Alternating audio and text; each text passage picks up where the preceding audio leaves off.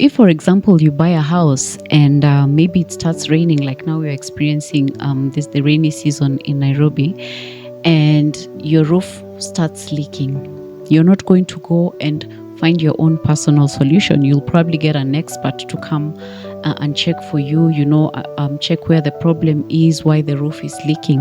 It's the same way with your Christian journey. You're going to need tools that will help you know the journey that you need to walk in. That's why we have the Bible. That's why we go to church. That's why I created my workbook, because these are tools that help you understand the journey that you need to walk through. As you're walking through this path of understanding who you are, getting to know your identity, you're going to need tools that will help you.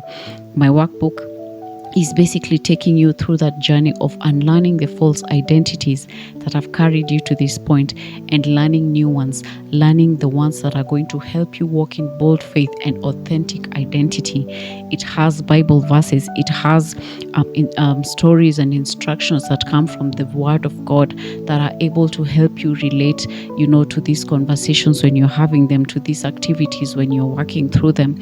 So I believe that everything that needs fixing needs a tool, it needs a solution, it needs an expert. I'm not necessarily saying that I am the expert of the Bible, but I'm just saying that I have provided this tool to be able to help the women who are struggling with identity. Maybe you've been trying, you're pursuing your purpose, but you keep starting something and stopping. You keep going this way and coming back this way and just wondering, what is wrong with me? Maybe the problem is not the goals you're pursuing. It is the identity that you're carrying that is not fixed, that is not clear for you. Because once your identity is clear, everything else becomes easy. Everything else is able to flow.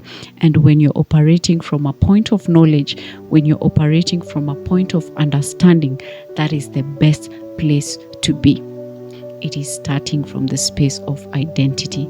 Once you know your identity, I can tell you for sure you're going to walk confidently in the spaces that God has called you to, and you're going to do wonders. You're going to do things that even you could not believe you could do them, because now you understand who you are and who God says you are.